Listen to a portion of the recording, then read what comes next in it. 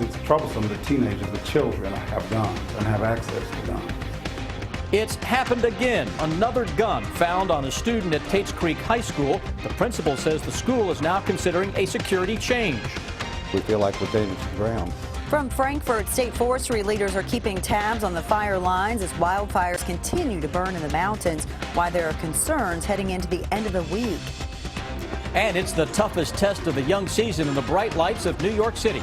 Coach Cal talking about taking on Michigan State in historic Madison Square Garden.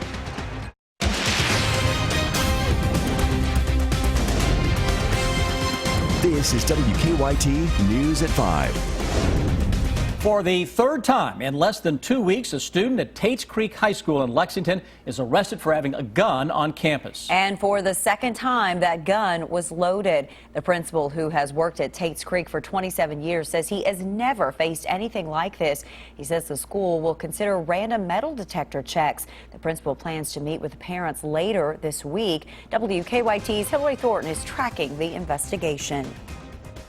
The principal here at Tates Creek High School very openly angry today, but also thankful that this ended the way it did, as he talked about the third gun found on his school's campus within 2 weeks. School's just not a place for weapons, any type of weapon.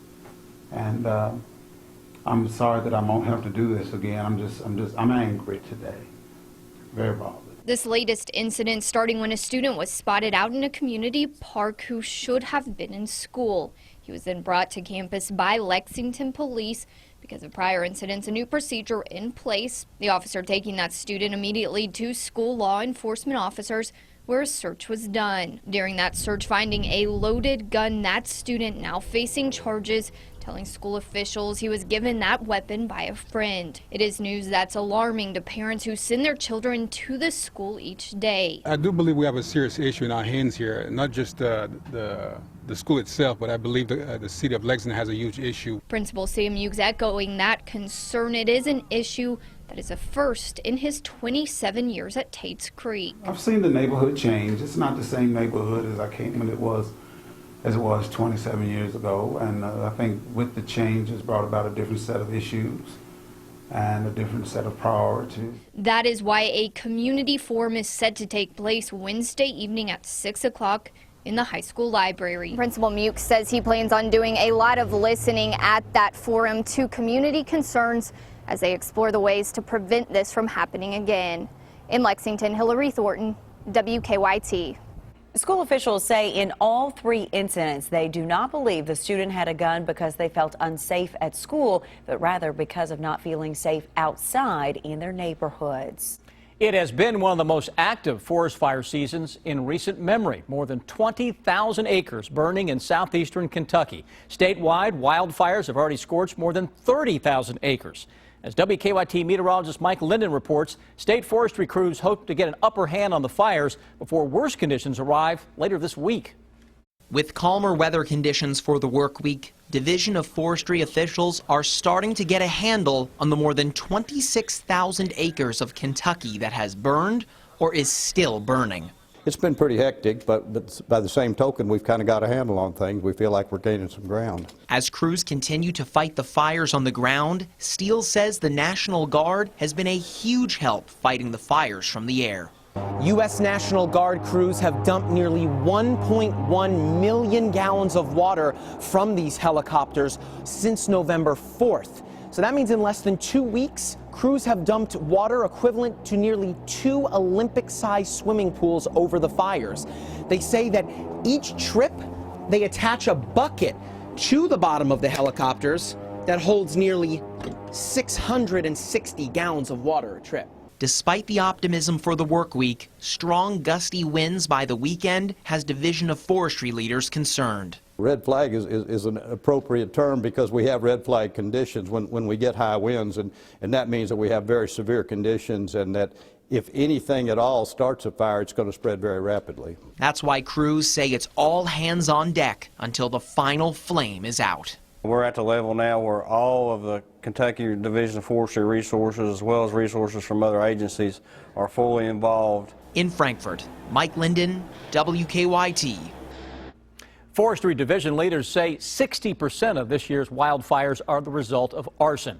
Now, police in Letcher County have charged a 24-year-old man with arson after they say he started a forest fire to drive viewers to his Facebook page. Jenkins police say that Johnny Mullins has a following in town for weather videos that he posts on Facebook. Now investigators say he started a wildfire last week in the Wheaton Hollow area. The police chief said that Mullins admitted to starting that fire. I think he just wasn't really thinking. I think he was more worried about doing the Facebook thing, which, I mean, let's face it, folks, in this world today, everybody's more worried about their phones than they are anything else. The U.S. Forestry Service may also pursue charges against Mullins. We'll have much more on this story from Letcher County ahead on WKYT News at 6.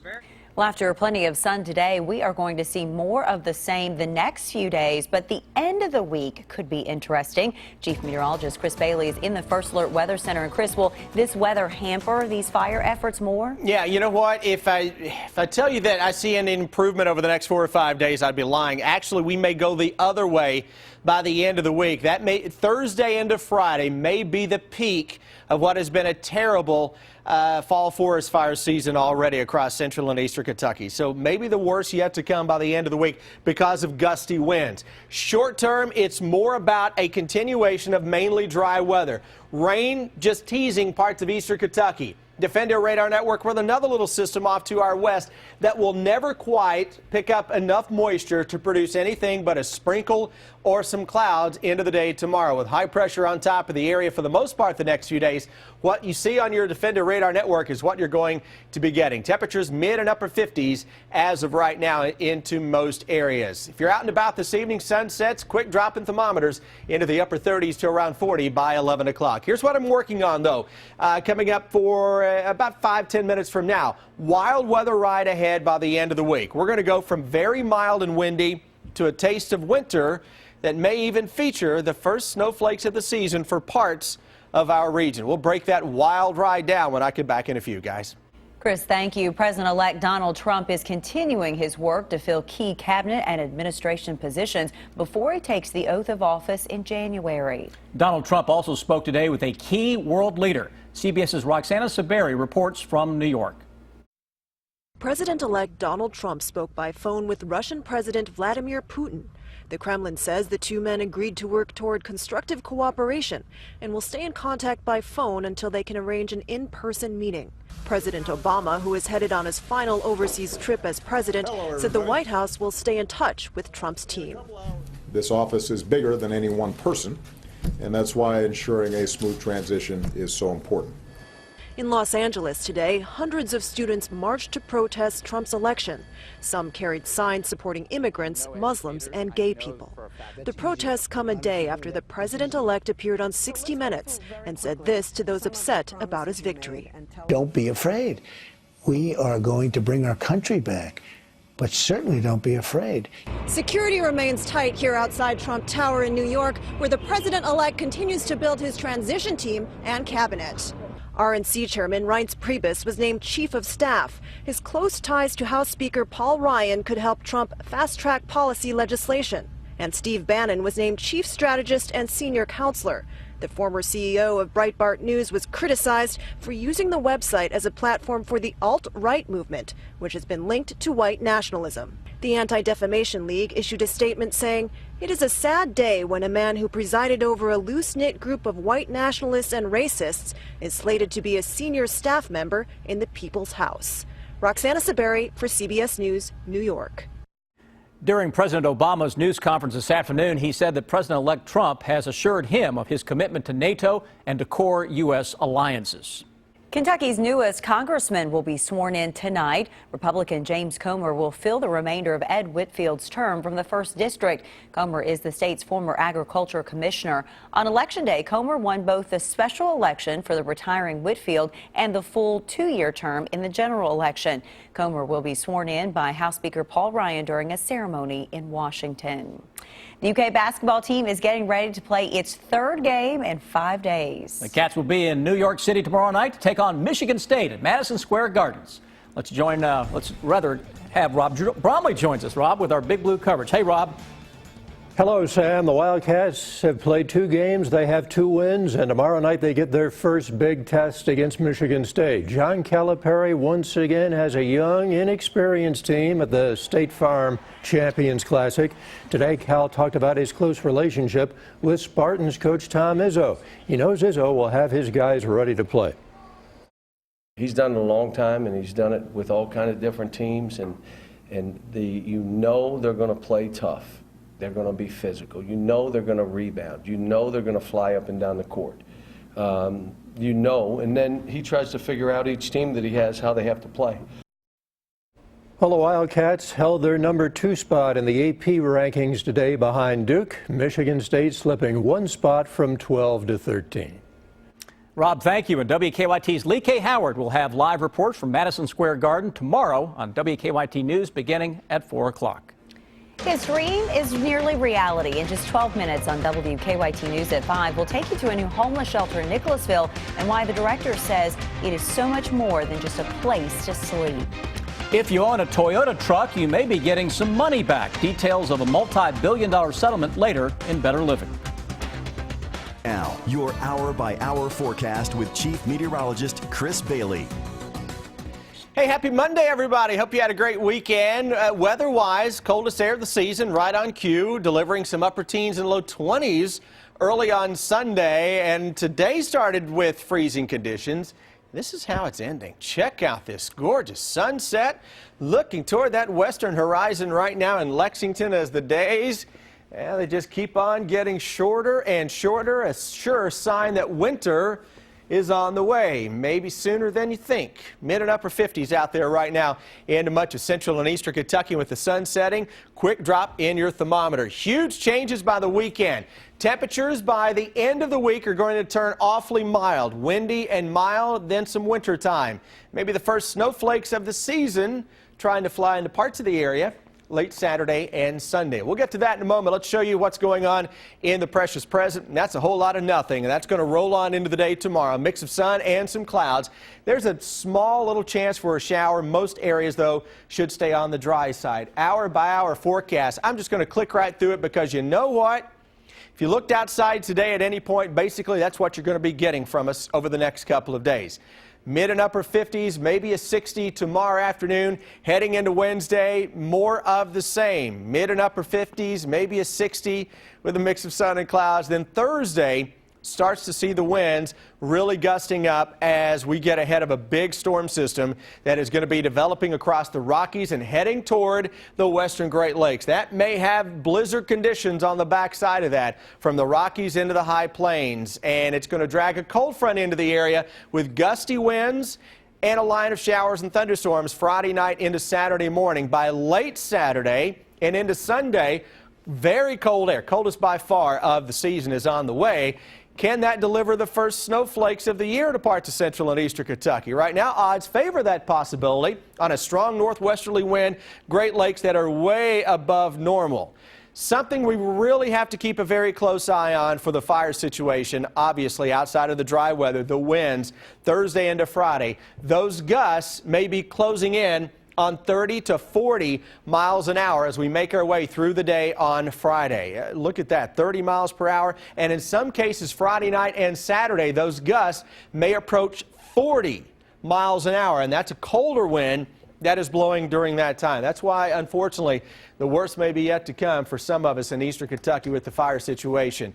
Some good news, we get some rain Friday night, and then it's game on for the coldest of the season, guys. That's not a misprint. You go from 72 to 37 and a low near 20 with the possibility of a thunderstorm and a snowflake in between. Well, they need so much help with all of these forest fires that you just hate to see anything else whip it up Last even thing more. they need, high winds right now. Yeah. High winds are coming Thursday, Friday, early Saturday. Chris, thank you.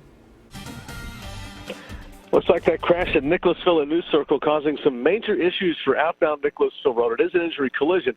Traffic backed up right now from campus all the way to New Circle and Lexington Green. Inner loop of the Circle and Alumni, there's also a non-injury. Drive times this afternoon, Versailles still looks okay, less than 15 minutes. Nicholasville, once you get past that problem near the Circle, it's a straight shot into Jessamine County. Now back to you in the studio. Thank you, Don. Another Kentucky police force taking steps to fight the surge in overdoses. How officers in Somerset will help in in about 4 minutes on WKYT News at 5. And details about a disturbing arrest in Lexington ahead on WKYT News at 5:30. A father charged with DUI, and wait until you hear where his children were riding.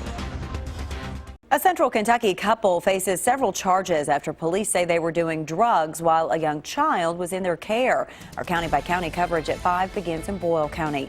Danville police arrested Cash Moore and Amanda Vaught early yesterday morning after serving a warrant at a home on Michelle Court. Police say they found heroin, meth, and marijuana at the home.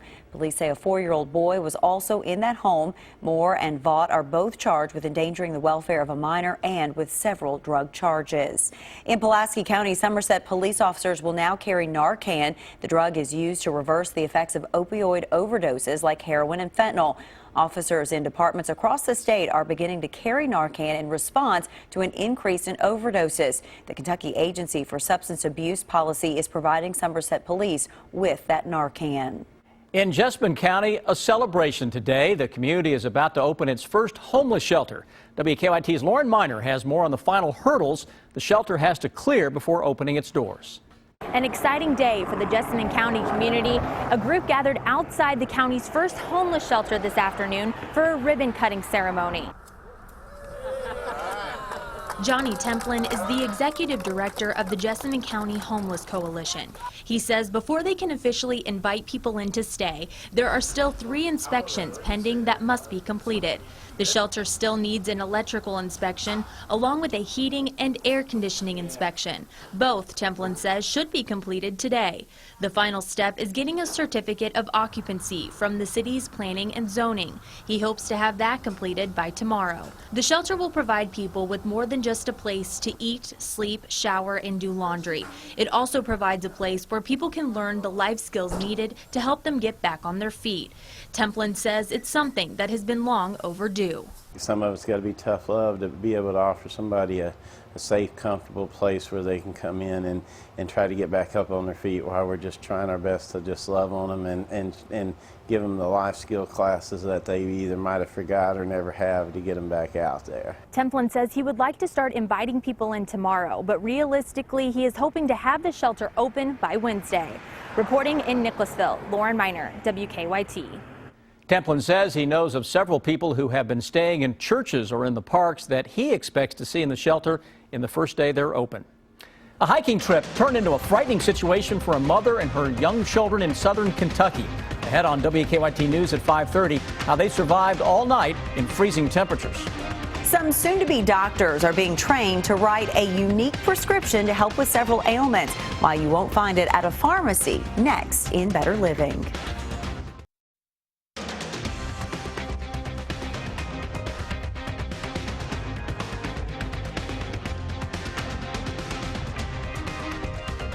It is time now for Better Living, health, education, and consumer news that impacts your life. Most of us know exercise is good for us, whether we do it or not. These days, medical schools are encouraging up-and-coming doctors to recommend exercise for their patients. Kim Hutcherson has more.